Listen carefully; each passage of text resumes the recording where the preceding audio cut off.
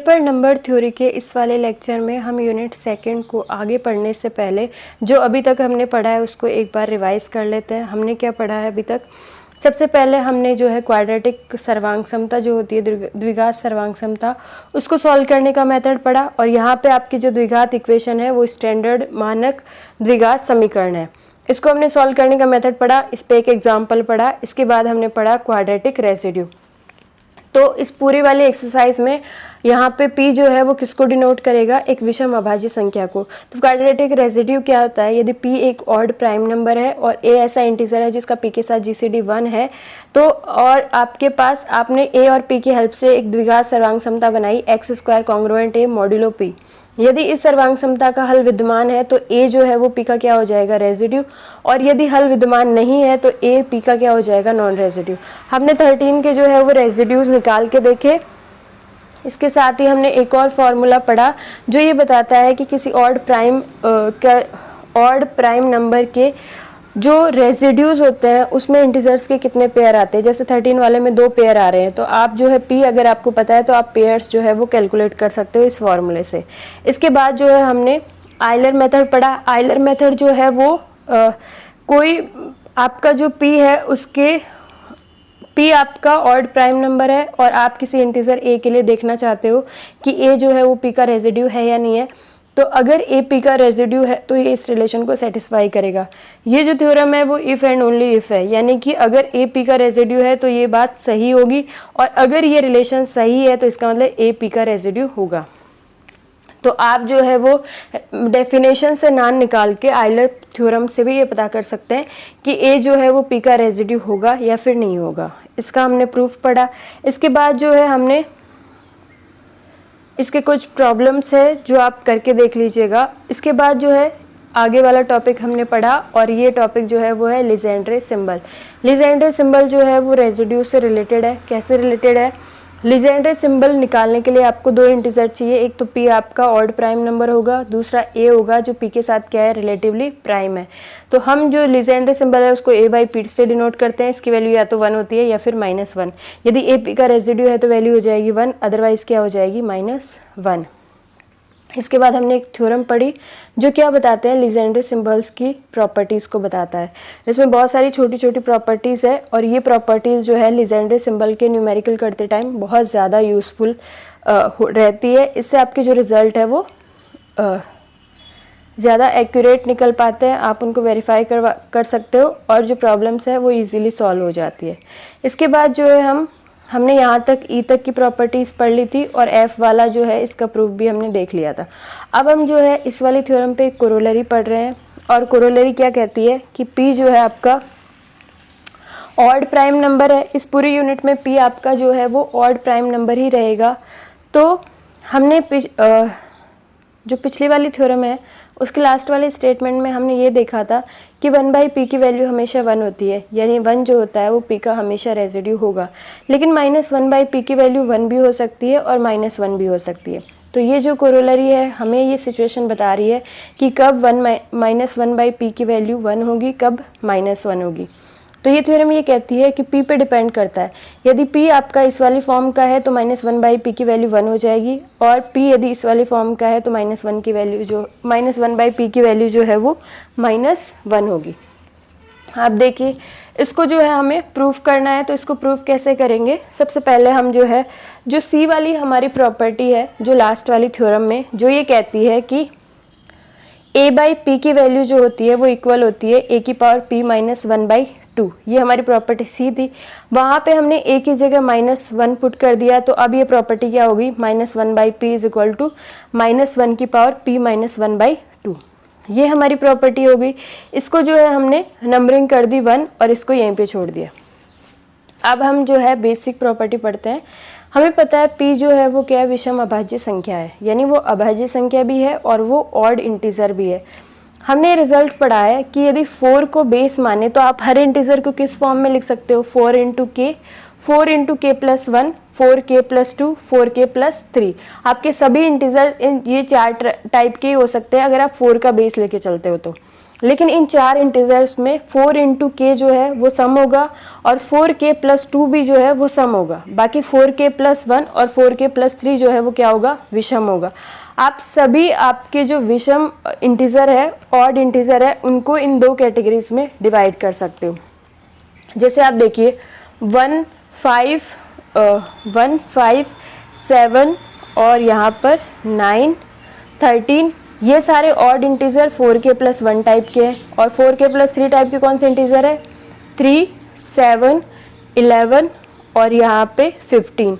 ये सारे odd integer 4k plus 3 type के हैं और इनके अलावा जो ऑड इंटीजर है वो 4k प्लस 1 टाइप का है। तो इसका मतलब क्या हुआ, यदि p आपका ऑड प्राइम नंबर है यानी ऑड इंटीजर है, इसका मतलब वो या तो 4k प्लस 1 टाइप का होगा या 4k प्लस 3 टाइप का होगा। हम इन दोनों केस को डिस्कस करेंगे। पहले वाले केस में हमने क्या ले लिया, p जो है वो 4k प्लस 3 टाइप का है। तो अब इधर वाला पोर्शन हम कैलकुलेट करते हैं। p की वैल्यू यहाँ पे 4k प्लस 3 रखेंगे और देखते हैं इसकी वैल्यू क्या आती है। तो हमने यहाँ पर -1 की पावर p माइनस 1/2 में p की जगह 4k प्लस 3 पुट कर दिया। तो ये क्या हो जाएगा, 4k प्लस 2/2। यहाँ पे क्या होगा, पावर में -1 की पावर में 2k प्लस 1। 2k प्लस 1 हमेशा विषम संख्या होगा। -1 की पावर जब ऑड होता है, विषम इंटीजर होता है, तो वैल्यू क्या आती है, -1। यानी p को जो है 4k प्लस 3 टाइप का लेने पर आपकी ये वाली वैल्यू जो है वो क्या आ रही है, -1। तो आप यहाँ पे देखिए -1/p इसके इक्वल है, -1/p इसके इक्वल है और इसकी वैल्यू क्या आ रही है, -1। इसका मतलब -1/p किसके इक्वल हो जाएगा, -1 के। लेकिन इस केस में p इज इक्वल टू क्या है, 4k प्लस 3। तो यहाँ पे हम जो है ये वाला रिजल्ट हमारे पास आ गया, लेकिन हमें p को जो है कॉन्ग्रुएंस की फॉर्म में लिखना है। तो p is equal to 4k plus 3 है। इसका मतलब p का और 4k प्लस 3 का डिफरेंस जो है वो क्या है, 0 है। और 0 को हमेशा 4 क्या करेगा, डिवाइड करेगा। तो आप इसको क्या लिख सकते हो, p congruent 4k plus 3 modulo 4। और 4k जो है वो मॉड 4 अप्लाई करने के बाद क्या हो जाएगा, 0। तो ये रिलेशन क्या आ जाएगा आपके पास, p कॉन्ग्रुएंट 3 मॉड्यूलो 4। तो ये हमारा थ्योरम का ये वाला स्टेटमेंट जो है वो प्रूफ हो गया। इसके बाद हम सेकंड वाला केस डिस्कस करते हैं। उसमें हमने p की वैल्यू p को जो है किस वाली फॉर्म का लिया है, 4k प्लस 1 वाली फॉर्म का। यहाँ पे p is equal to 4k plus 1 है। तो हम जो है जो हमारी इक्वेशन 1 का ये वाला जो राइट हैंड साइड पार्ट है उसको लेके सॉल्व करते हैं। -1 की पावर p माइनस 1/2। इसमें p जो है 4k प्लस 1 पुट करते हैं। इसको सॉल्व किया तो -1 की पावर क्या आ रही है, 2k। -1 की पावर सम है, तो -1 की पावर जब भी सम होती है तो वैल्यू क्या आती है, 1। तो -1/p इसके इक्वल था और इसकी वैल्यू क्या आ गई, 1। इसका मतलब -1/p की वैल्यू क्या हो जाएगी, 1। लेकिन कौन से केस में, जब p इज इक्वल टू क्या है, 4k प्लस 1। इस 4k प्लस 1 को कॉन्ग्रुएंस की फॉर्म में लिखना हो तो हम क्या लिखेंगे, p congruent 4k plus 1 modulo 4। क्योंकि दोनों का डिफरेंस 0 है, दोनों आपस में इक्वल है, तो 4 क्या करेगा, इसको डिवाइड करेगा। तो पहले तो लिखेंगे p congruent 4k plus 1 modulo 4 और बाद में मॉड्यूलो 4 अप्लाई करने के बाद 4k तो क्या हो जाएगा, 0। तो रिलेशन क्या हो जाएगा, p कॉन्ग्रुएंट 1 मॉड्यूलो 4। जब आपका p इसको सेटिस्फाई करता है तो -1/p की वैल्यू क्या आती है, 1। ये आपकी थ्योरम का दूसरा स्टेटमेंट भी प्रूफ हो गया। तो ये आपकी कोरोलरी के जो दोनों स्टेटमेंट है वो हमने प्रूफ कर दिए। इसके बाद जो है हम एग्जाम्पल पढ़ते हैं। और इस वाले एग्जाम्पल जो हम पढ़ रहे हैं इसकी खासियत ये है कि इस वाले एग्जाम्पल में अभी हमने जो ये कोरोलरी पढ़ी है -1/p के लिए, इसका भी यूज़ होगा। और इससे पहले जो हमने शुरू में थ्योरम पढ़ी थी जिसमें कि लीजेंड्रे सिंबल्स की प्रॉपर्टीज़ को हमने देखा था, EF तक की प्रॉपर्टीज़ को, वो भी जो है इसमें काम आएगी। तो ये एग्जाम्पल करने से हमारे बहुत सारे रिजल्ट जो है वो क्लियर हो जाएंगे। वो रिजल्ट किस तरह से एग्जाम्पल्स में काम आते हैं ये बात आपको अच्छे से क्लियर हो जाएगी। तो एग्जाम्पल क्या कह रहा है, हमें -46/17 की लीजेंड्रे सिंबल की वैल्यू निकालनी है। मतलब हमें पता है लीजेंड्रे सिंबल निकालना है तो ये या तो 1 होगा या फिर -1। तो हमें ये निकालना है कि इसकी वैल्यू 1 होगी या फिर -1। तो सबसे पहले हम क्या करते हैं, -46/17 पे ये रिजल्ट अप्लाई करते हैं। ये रिजल्ट क्या है, a इंटू b/p है, तो आप इसको लिख सकते हो a/p गुणा p/p।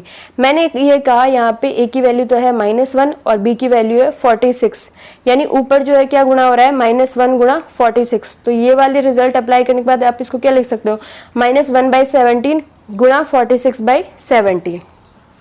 अब ये करने से आप देखिए आपके पास ये दो लीजेंड्रे सिंबल की वैल्यू आपको पता होनी चाहिए। तो 46/17 को तो एज इट इज रखेंगे, -1/17 पे हमने ये जो पिछली वाली थ्योरम पढ़ी है अभी कोरोलरी, इसको यूज करते हैं। तो हम देखना चाहते हैं -1/17 की वैल्यू क्या होगी। तो हम पहले ये देखते हैं हमारा p जो है इन दोनों केस में कौन सी वाली फॉर्म का है। तो p आपका क्या होता है, या तो आप क्या करो p को जो है इस यहाँ पे पुट कर दो, -1 की पावर p -1/2। यहाँ से आप कैलकुलेट कर लो जैसे इस एग्जाम्पल में किया है, -1 की पावर क्या कर दिया 17 -1/2 कितना होगा 16/2। 16/2 को करोगे तो क्या होगा 4, -1 की पावर क्या हो जाएगा 4, तो वैल्यू क्या आएगी 1। आप या तो इस तरह से कर सकते हैं। दूसरा तरीका क्या है, आप ये देखिए आपका p क्या है 17। तो 17 जो है किस वाली फॉर्म का होता है, इस वाली फॉर्म का, क्योंकि 17 में से 1 माइनस करोगे कितना आएगा 16। 16 को 4 क्या कर रहा है डिवाइड कर रहा है, इसका मतलब 17 4 के +1 वाले टाइप का है। तो इसके लिए -1/p की वैल्यू क्या आएगी 1। तो आप इसको यहाँ से भी कर सकते हो। तो अब जो है हमने क्या शो कर दिया यहाँ तक कि -46/17 का लीजेंड्रे सिंबल 46/17 के इक्वल है। यानी हमें क्या निकालना है, अब 46/17 निकालना है। तो यहाँ पर 46/17 को हम जो है 12/17 कर सकते हैं। इसके दो मेथड है। पहला मेथड तो क्या है, आप यहाँ पे 46/17 निकालना चाहते हो, इसका मतलब आप यही तो निकालना चाहते हो कि 46 जो है वो 17 का लीजेंड्रे सिंबल है या फिर नहीं है। और लीजेंड्रे सिंबल का कब होगा, जब 46 जो है वो लीजेंड्रे सिंबल नहीं, हम 46/17 कैलकुलेट करना चाहते हैं। तो मतलब हम ये देखना चाहते हैं कि 46 जो है वो 17 का रेजिड्यू है या नहीं है, क्योंकि लीजेंड्रे सिंबल की डेफिनेशन रेजिड्यू से ही आती है। तो रेजिड्यू देखने का क्या तरीका है, x² कॉन्ग्रुएंट 46 मॉड्यूलो 17। ये हमने द्विघात सर्वांग समता बना ली। अगर इसका सॉल्यूशन एग्जिस्ट करेगा तो 46 17 का क्या हो जाएगा रेजिड्यू, और इसकी वैल्यू क्या हो जाएगी 1। और अगर इसका सॉल्यूशन एग्जिस्ट नहीं करेगा तो 46 17 का रेजिड्यू नहीं होगा, और इसकी वैल्यू क्या हो जाएगी लीजेंड्रे सिंबल की -1। तो हमें क्या देखना है कि इस इक्वेशन का सॉल्यूशन एग्जिस्ट करता है या नहीं करता। अब देखिए यहाँ पर x² को एज इट इज रखिए, 46 को मॉड्यूलो 17 अप्लाई करने के बाद 46 क्या हो जाएगा, इसमें से 34 माइनस हो जाएगा, और ये क्या हो जाएगा 12। आप चाहे तो यहाँ से डायरेक्ट जो है इसको क्या लिख सकते हैं, x² कॉन्ग्रुएंट 12 मॉड्यूलो 17। या फिर आप क्या कर सकते हैं, x² 46 के कॉन्ग्रुएंट है, और 46 जो है मॉड 17 में किसके कॉन्ग्रुएंट होता है 12 के। दोनों का डिफरेंस क्या आएगा 34। 34 को 17 डिवाइड करेगा, तो x² 46 के कॉन्ग्रुएंट है, 46 12 के कॉन्ग्रुएंट है। तो आप इन दोनों को मिला के क्या लिख सकते हो, x² कॉन्ग्रुएंट है 12 के, और मॉड्यूलो में क्या चल रहा है 17।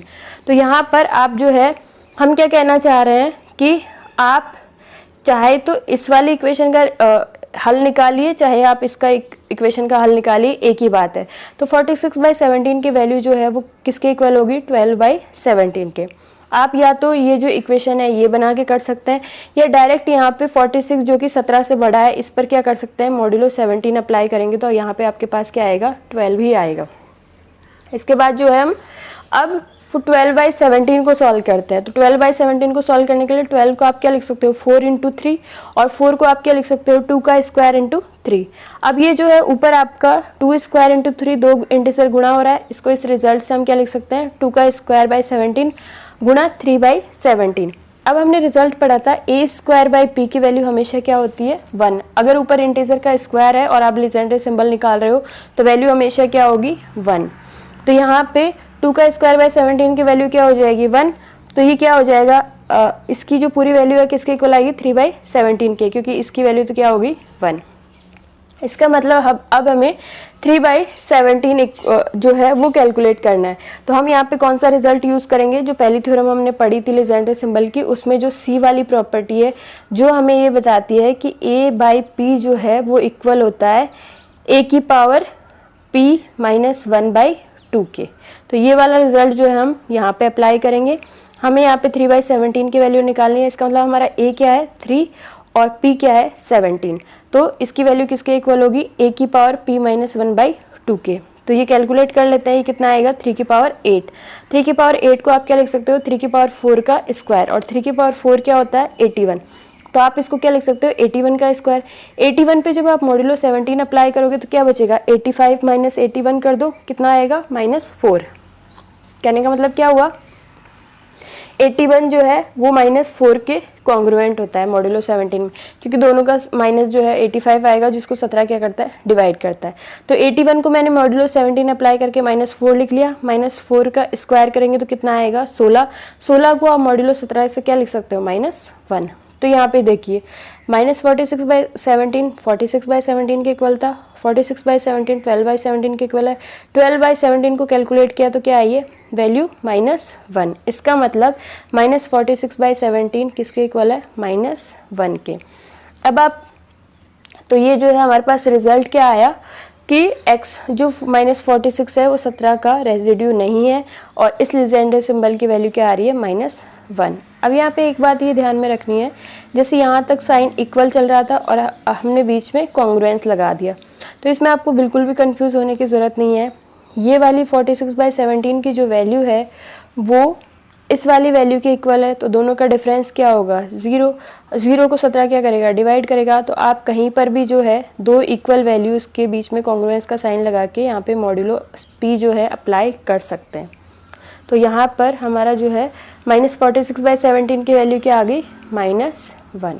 के बाद जो है हम थ्योरम पढ़ते हैं, और थ्योरम क्या कहती है कि 4k + 1 टाइप के जो प्राइम नंबर है, अभाज्य संख्याएं हैं, वो संख्याएं जो है अनंत होती है।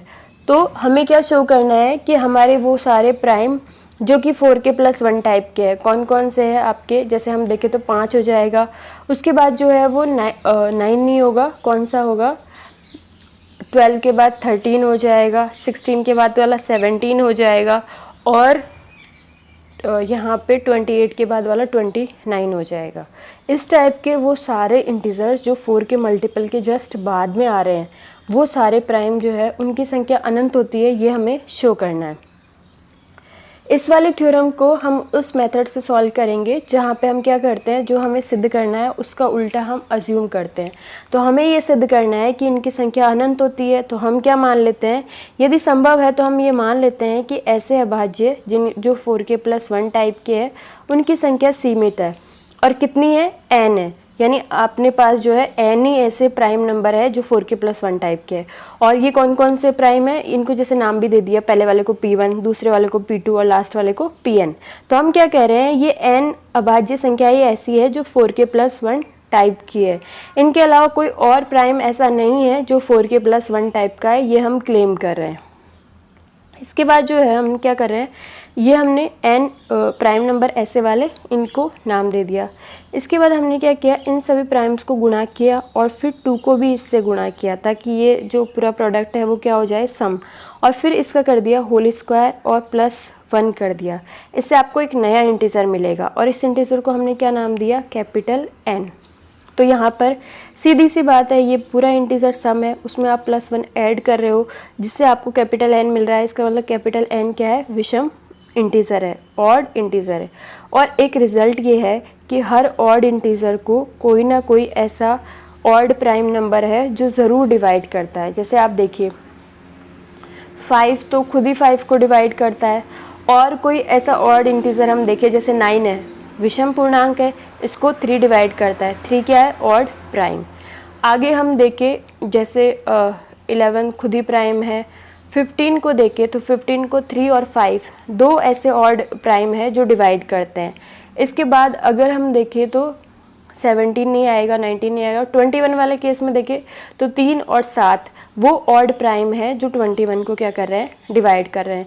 25 की बात देखें तो 5 उसको डिवाइड कर रहा है, 5 क्या है, ऑड प्राइम है। तो अगर आपका पूर्णांक विषम है तो उसको कोई ना कोई विषम अभाज्य संख्या ज़रूर डिवाइड करती है। तो हमारा कैपिटल N जो है वो विषम पूर्णांक है, तो कोई ना कोई ऑड प्राइम ऐसा होगा जो इस कैपिटल N को ज़रूर डिवाइड कर रहा होगा। इस ऑड प्राइम को हमने क्या मान लिया, स्मॉल p। हमने कहा वो ऑड प्राइम जो है स्मॉल p है, और स्मॉल p की क्या क्वालिटी है, पहली बात तो वो विषम अभाज्य संख्या है, ऑड प्राइम है, दूसरी बात वो n को डिवाइड करता है। अगर p n को डिवाइड करता है तो हम इसको ये लिख सकते हैं p n - 0 को डिवाइड करेगा, और इसको हम कॉन्ग्रुएंस के फॉर्म में ये लिख सकते हैं n कॉन्ग्रुएंट 0 मॉड्यूलो p, यानी p जो है वो n को डिवाइड करता है। और n को आप क्या लिख सकते हो, जो हमने इक्वेशन 1 में यहाँ पे बनाया है, इसको आप नंबरिंग दे देना इक्वेशन 1। यहाँ पे हमने इसको जो बनाया है n की ये वाली वैल्यू हमने यहाँ पर लिख दी। +1 है, इसमें +1 को हटाने के लिए इस रिलेशन में मैंने दोनों तरफ -1 ऐड कर दिया। तो इधर तो क्या है, सिर्फ ये बचेगा, ये वाला +1 जो है -1 के साथ मिलके क्या हो जाएगा 0, और इधर क्या आएगा आपका -1 जो कि हमने दोनों तरफ ऐड किया था।